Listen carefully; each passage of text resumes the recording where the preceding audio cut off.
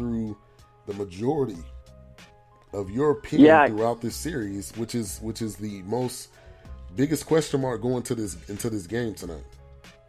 Yeah, like they had Kenta Maeda go the other night for about two, 3 innings, and they probably would have someone like Brandon McCarthy out of the pen that could go multiple innings, but they're gonna need length out of their starter. They haven't gotten that recently, and if they don't get length out of their starter and their offense doesn't wake up, they're gonna be down 3-1. 3-1.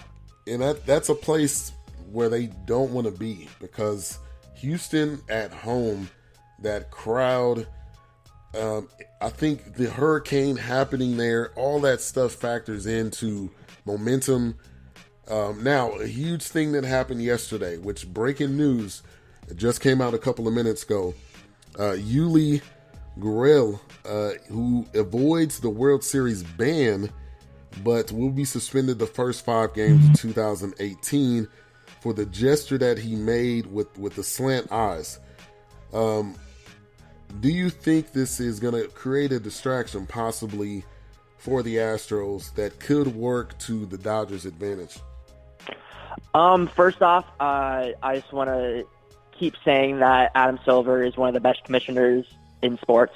I mean, like, you look back at I believe it was 2 years ago, the year that LeBron came back. They came back from the 3-1 deficit in the finals. You had Draymond Green, who was continuously like kicking people in the groin, and even though it was the NBA Finals, he suspended Draymond Green for a game. And just the difference in that, and Rob Manfred coming out and saying that he didn't want to suspend Gurriel anytime in the World Series. He didn't want to affect the rest of the guys on the team, the other 24 guys. And still, if you're doing something as bad as what Gurriel did, making fun of a culture, you should not be on the field. You should not be given the benefit of the doubt. And it's just, I don't agree with him not sending out even a playoff game. You could have send them 1 game in the World Series and then 4 in the regular season or whatever. It's just that I feel like this is going to be a distraction for the Astros. Like,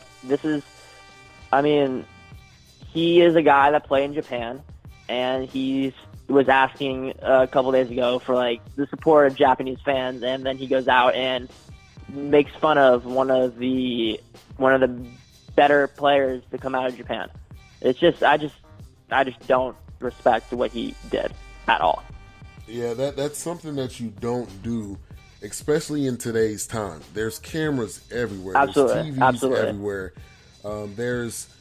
There's cameras roaming around every single possible place. So for him to do that, he needs to face a consequence now. I agree with you. I didn't really think about it like that, but he should get suspended 1 game at least, because that'll put a huge dent into what the Astros are trying to do. He's a huge part of it, and losing him, I think, would really sting to the Astros.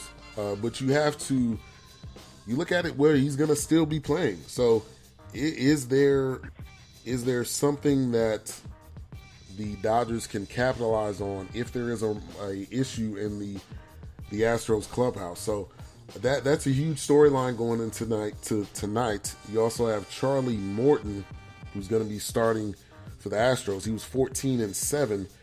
What are you looking out of Charlie Morton going into this game tonight? Do exactly what he did in Game 7 against the Yankees. Exactly what he did. Just he was dominant against the Yankees. Him and McCullers combined were absolutely outstanding. And just do whatever he did before that game, whatever he did during that game, do it tonight, and they'll be fine. Yeah, I agree. And I have to give it to AJ Hinch. He is, to me, in this series, he's the coach I'm pulling for. He's probably my favorite coach, I would say, out of this series between him and Dave Roberts. He used Brad Peacock last night, who would just put in work. The Astros only used 2 pitchers. The Dodgers used 6, and they lost. The Dodgers still lost.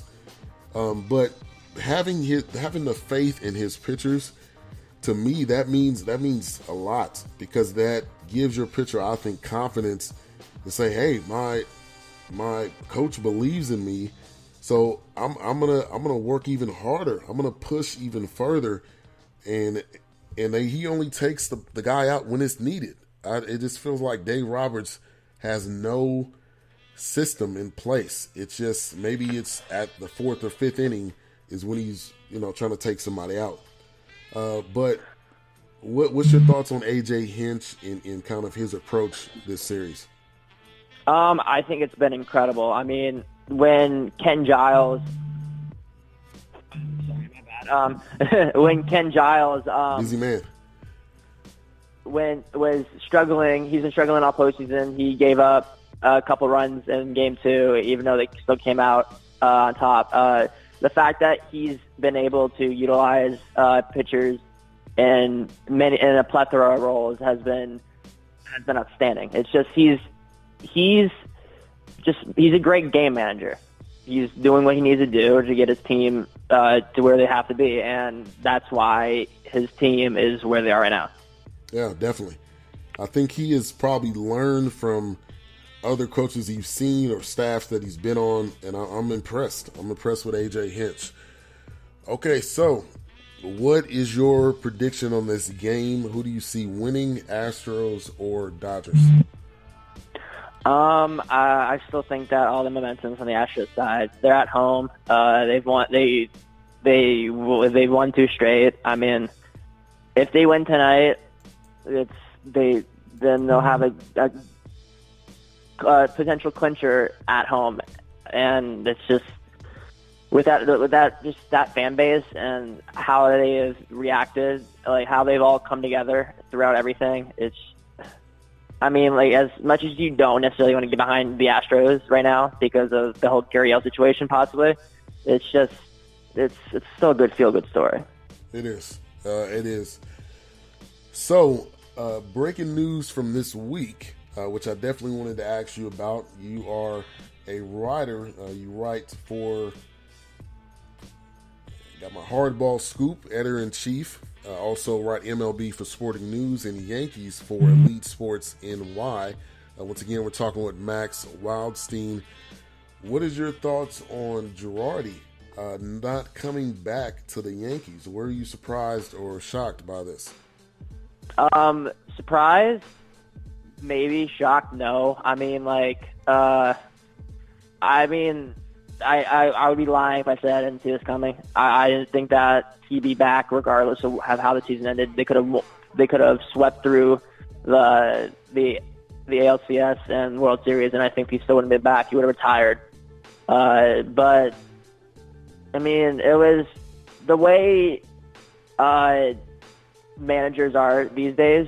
At least the ones the younger front offices are wanting to control teams more, and he was trying to have too much control. There was a lot of rift in between him and Brian Cashman and management, and they just felt it was time for him to go, and it makes sense, honestly. With all the whole Gary Sanchez situation, he usually never singles out a player. Usually with the press, and he did. There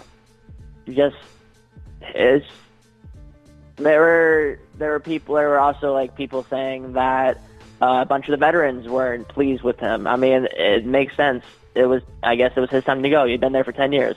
Yeah. He did what he needed to do, and the Yankees now looking for a guy he probably that has the same mindset that with sabermetrics. Per se, probably a guy that's maybe a younger guy, but we'll see. Personally, I think that Tony Pena would be a great fit. Great guy, has been around the organization for a while. He has previous managerial experience with the Royals. He's good with. There's a large Hispanic a lot of Hispanics on the team. I feel like he would be good with that. He's a former catcher, big league catcher. Go with Gary Sanchez. He's already helped Gary Sanchez so much. Sadly, like what happened in the playoffs, but he's come a long way. I feel like that Tony Pena would be a great fit. Also, Rob Thompson will be in the running. Guys like, actually, Ken Rosenthal was saying Jerry Hairston, who's a younger guy and is into sabermetrics, used to play for the Yankees, played with for them on their 2009 team. They Al Pendrick, the AAA manager, Jay Bell, the Class A manager. Again, the AAA and Class A managers will obviously be considered just because of how much they've spent with these younger guys. The Yankees have a lot of options. Again, there could be guys that we haven't even mentioned that are going to be looked at, but they have time. They have a couple weeks. I feel that they'll have to interview people, and they'll find a guy. If it's not, it might just be for next year. It might be for 5 to 10 years. I don't necessarily know what they're trying to go for, but I feel like they're going to get the right guy. Yeah, I agree. I think they've done it at in a time where they can find someone probably fairly quickly or not as quick. Well, whatever they choose to do, they have time to make that decision. And I think Girardi, I think you're right. He did what he had to do. He was valuable to this team, even as a player and as a coach. But if you're having disrest and disagreements and players are saying they don't want you there anymore, it probably means it's time. So I'm very interested to see how that pans out this year, and can't wait. So I want to thank you, Max, for coming on once again. Max, thank you. Wildstein. You can find his writings, Hardball Scoop. He's editor-in-chief, also writes for Sporting News and Elite Sports NY. So great to get you on the show. Thank you for coming on. Thank you very much. Have a good one. You too. Thanks. All right, so that was Max Wildstein. Great opportunity to get him on the show. So what we're going to do, we're going to take a break. Right after that, we will go into our interview with Carla Thomas, who is one of the sponsors of today's show.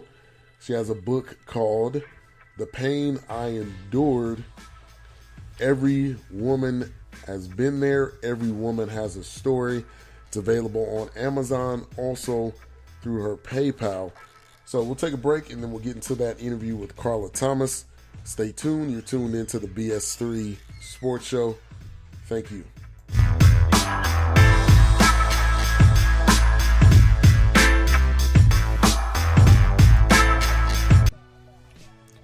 Our Birthing Home Wellness Community is a nonprofit organization. Our mission is to provide access to affordable services. We're here to create, hold the space and opportunity for people to wake up, realize their potential, and be an example to inspire and empower within their own community. Our primary services are chiropractic care, doula, womb care, massage, pregnancy yoga, and acupuncture. Our families are tremendously pleased with our services. They leave feeling restored and refreshed every time. Visit ourbirthinghome.com or in person at 804 Center Street in Dallas, Texas. All services are by appointment only. Book yours today. Faith Walkers Charities, a faith-based organization focused on community outreach in the Dallas-Fort Worth area.